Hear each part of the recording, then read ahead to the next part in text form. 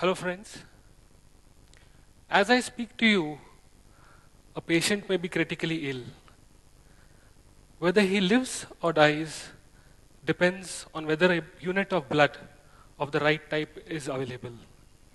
India is always facing a shortage of blood. People have to run from pillar to post for a unit of blood in their own city or some other city where they go for treatment.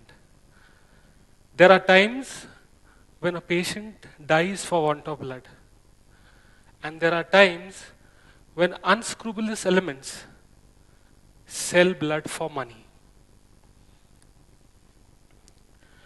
This is a press clipping where 6 people... And a blood racket was busted by the Lucknow police today. 6 people were arrested and the police suspect that blood from animals could have been mixed with human blood. They're now investigating the case and samples have been sent for testing. Packets of blood that was never tested for HIV and could be adulterated, now recovered by the police from this gang that was supplying them for the last 1 year to the entire city of Lucknow. Those desperate for blood were charged 1400 rupees for every unit. And what's worrying is that this blood has been sold to more than 1 lakh people in the city. उनका modus operandi ये था कि पहले वो किसी से भी blood लेते थे, वो किसी भी स्रोत से हो सकता है और बगैर ये चेक किए हुए कि HIV पॉजिटिव है या ये किस ग्रुप का है, आपको जिस लेवल का ब्लड चाहिए ये उसको तैयार करके आपको दे देते थे. About 80 packets of blood and plasma were recovered by the police. Also, they have been stamped by the seal of the medical college. They also have labels of the medical college, raising suspicions that even doctors could be involved in this racket. कई साल से कर रहे हैं कि हम उनके साथ. And there are times when unscrupulous elements imprison people in blood farms, draw their blood twice a week and sell it to patients. This research has taken the form of a book, The Red Market, by Scott Carney. And this is one of the chapters on the trail of blood money. I started my journey with Indian blood donors in 1994. My grandmother was admitted at the Indira Gandhi Medical College, Nagpur. She was in coma. So one of these days, when I was with her in the ward, I heard a family hammering the resident doctor. I intervened and I asked, what has happened? Why are you hitting the doctor? They said, the family members said, this doctor has killed my wife. When I inquired from the doctor what had happened, he said, I had asked them to get 2 units of blood from the blood bank since the last 3 days as the hemoglobin count of the lady was down. They did not get the blood and the patient passed away. When I asked the family members why they did not get the blood, they said, we are from a village. We did not get donors over here, so we could not manage the blood. Life moved on. Fast forward, 1999. A very well-known friend of mine in the city needed O negative blood for a welder. He contacted me. He said, can you help me with some donors? I said, well, I have been a donor myself. I'll try in the blood banks. I visited the blood banks, but did not get a single unit of blood. Finally, the friend of mine, due to his contacts, managed a donor. After 3 days when I inquired, he told me that the patient passed away as he did not get a donor. Something hit me. I thought I should do something about this. But what? It hurt me so much, and me and my wife, that what must be happening to people who go from small villages to big cities for treatment? What must be happening to all those children suffering from sickle cell and thalassemia who need frequent blood transfusions? What must they be doing? What must be happening to cancer patients who require frequent transfusion? I wanted to do something, but did not know what to do. 1999, as you all know, was the dot-com era. Everybody was making a website and everybody was earning money. One day I just started using the internet. I was just sending a mail to my cousin in Canada, and suddenly that was the eureka moment. I decided that I would use the power of the internet to bring the patient and the donor together. I would make a website, create a database of donors, people would register as donors, and patients would search for donors and they would benefit from it. So I started building a website. I had no knowledge. I am not an IT person. I started reading, researching, and then a friend of mine at a discount put up a website. The expenses were big. We pooled in all our resources into this and we started this helpline. We launched our website on the 20th of March 2000. We put a small ad in the papers. That was the first and the last ad we ever put. Not a single donor registered. But I got a call from a suburb outside Nagpur. A person said that, sir, I saw your ad. I would like to donate blood. I would like to help somebody in need. Please write down my number. I don't know anything about the internet. Anyway, I started calling up hospitals, sending mails to people, contacting websites. Nobody helped me. There were just about 20 to 25 of my friends registered on the helpline, and the first call came in. And it was one of my friends who was the first person who donated blood. That day I knew that this will succeed. Success is mine to be. In the year 2000, 26 January 2001, the Gujarat earthquake took place. And as I saw the visuals on TV, I realized that a lot of blood will be needed all over Gujarat. Immediately I called up the Z News, which was the only channel that time, and I told them that, see, we have a website like this. Will you please help us? Please put up a scroll on your network. They immediately did it in 5 minutes, and from about 200 odd donors, I had 3,500 donors registered, and my server crashed. There was such a lot of traffic. My quest went on. Immediately, some very big magazine, Outlook, contacted us. They said we would like to do a write-up of Indian blood donors. They did a write-up. Then when somebody read the write-up, we were in financial constraints. We had no money. We had pooled in all our resources to start this. So one corporate, very big corporate, and at that time we were contacted by BBC World for a program, India IT Tomorrow. They wanted to do a program on us. So this corporate contacted me and said, how much sponsorship do you need? I said, I need 2,000 rupees every month for my hosting, for my telephone bills, for my internet. He said, we will give it to you, but on certain conditions. We want these things. We want your database. I said, I'm sorry. I will not do these things. These are against my principles. His parting line to me was, good work cannot be done without money. I told him, sir, I will prove it to you that good work cannot be done without money. Can be done without money. And that was the day when I decided that I would make sustainable systems and we would expand our work without money, without being an NGO, without being an organization. Our website started growing. People from all over the country started benefiting from our website.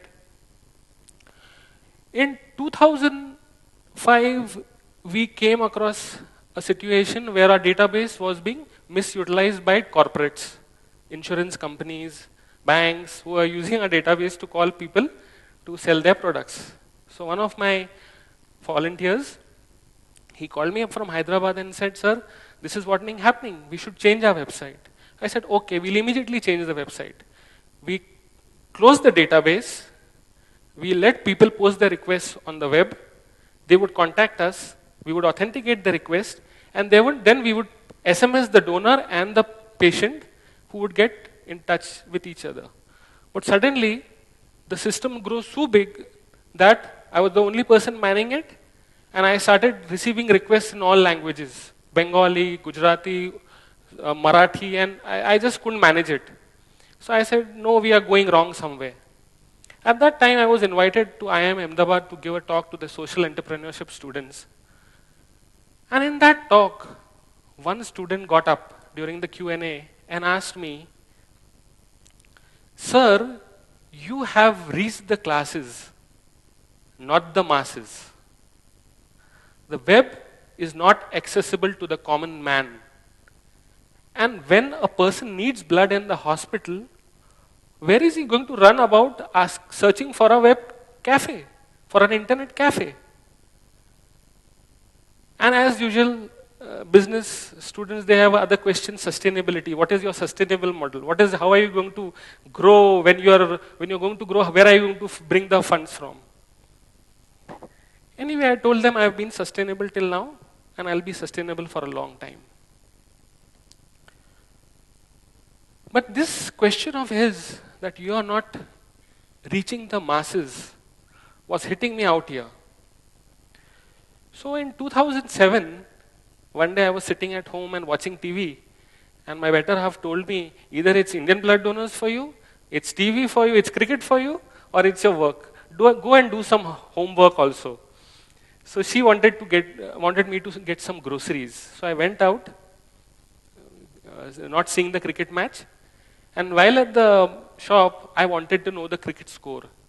So I immediately took out my mobile and sent CRIC to 58888, the Times of India service.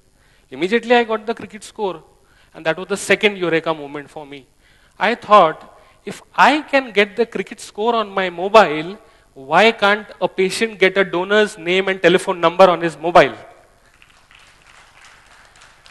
And I went ecstatic. I said, yes, this is the thing which I wanted to do. This is what I will do. And I started reading. I did not know how the SMS system works, what an SMS server is. Anyway, I read, contacted a lot of people, tried to learn from them, and we got a solution. We made a solution where we leased a number, 5676775, a short code from a company, and they gave it, they said, you're doing such wonderful work, we'll give you at a very low cost. So we took that, leased that number, and connected to our database. And people starting utilizing the services. People who did not know about the internet but knew how to send an SMS started accessing the donors, and donors started helping them. This grew into such a big frenzy that the entire Indian media wrote about it. The television, the electronic media wrote about it. The icing on the cake was the Western media writing about it. And the Guardian in the UK wrote about it, how text messages save lives in India. It was not a small article. It was a full page write-up, a big page write-up, where they said that how a volunteer has set up a system linking blood donors with patients. This was such a huge success that this service provider who gave us the number thought, this is a very good revenue model for me. Let me squeeze this guy. And after some months, when I went for the extension of the code, he said, boss, now you will have to pay so much amount to extend this code. Prices have gone up. I said, I'm sorry, I can't pay you this amount. But I'm sorry, he said, we can't give you this code. I said, okay, then we discontinued the service. We discontinued the service. We went back to the web-based helpline, and we decided that we will build our own system. We will not be dependent on anybody. Never. So, we worked in 2008, 2009, and we set up our own system at our own house. We bought a computer, we bought an ordinary SIM card, we bought an ordinary GSM modem, and we started our system. We had our own system. The number was 96655000000. Easy to remember number. And we bought it. We set up our own system. And we again started the system in December 2009, where a patient who was requiring a donor was not paying 3 rupees, normal charge which you send when you send an SMS to a short code. He was paying the cost of an ordinary SMS, that is less than maybe 10 paisa or 20 paisa. And he was being connected to donors. This is a day at IBD. This, what you are seeing, is our log, where donors have registered on 5/7/2011. This is just to show you how donors register from all across the country. All across the country. And this system, you can see the goodness of the system. A patient had come from a village in Tamil Nadu for his daughter's bypass surgery. And his niece was in Bangalore. So she knew about Indian blood donors. So she called me immediately and she said, see, my uncle needs blood and the blood group is A1 negative. It's a subgroup of A negative and very rare blood group. This gentleman, Mr. Munnuswamy, was searching for blood donors in Chennai since the last 30 days. He could not find donors of A1 negative. So I told his niece, it's very easy, just SMS donor space STD codes space blood group to this number and you will be immediately connected to a donor. And within half an hour, Mr. Munnuswamy had 8 donors ready to donate within the next 1 hour.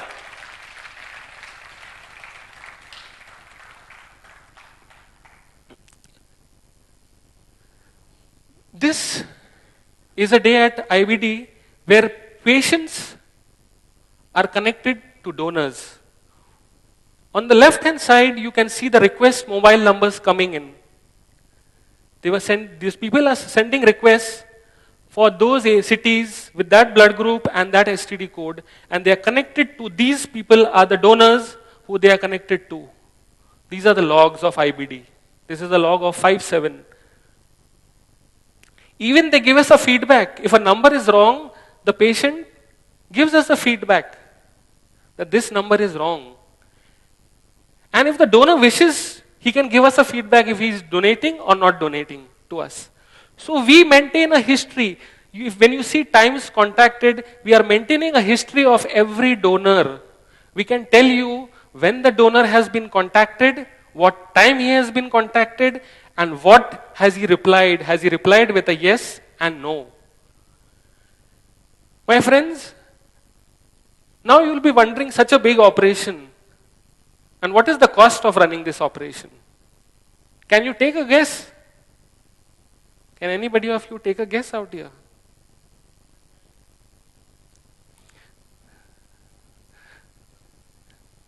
I'll tell you. The cost is 188 rupees per month. 99 is the rental plan which I pay for my SIM card, 96655000000, and 99 rupees is the cost of the SMS pack of 6,000 SMSs which I get every month. TRAI had put us, it was actually 15,000 SMSs. TRAI just put a spoke in our works, but we'll get over it. Somebody just asked me, now you have only 6,000 SMSs, what if the requirement goes above 6,000? I asked him a question, would you like to save lives in 99 rupees every month? He said yes. I said good, I will replicate this solution on your phone, and your mobile becomes the helpline. Every mobile in the world has the power to be a blood helpline. That is what I believe, and I will prove someday. Each of you, each and everybody of you, I'm sure has 500 to 600 contacts in his mobile phone. And do you know how powerful your own mobile phone is? out of every 100 contacts that you have, 15 to 20 people are blood donors, which none of you know. You run about here and there, but your own mobile phone is a blood helpline. So this, I am now replicating Indian blood donors on a global scale because dil mange more. I am working on a portal which is known as smsforblood.org. The work has just started. We want to cover in the neighboring countries, Pakistan, Bangladesh, Sri Lanka, Nepal, Bhutan, and then we'll move on to the world without being an organization. I have just one more thing to tell people, which I always feel people run about: money. Let money not be your master. Let your passion be your master. Thank you.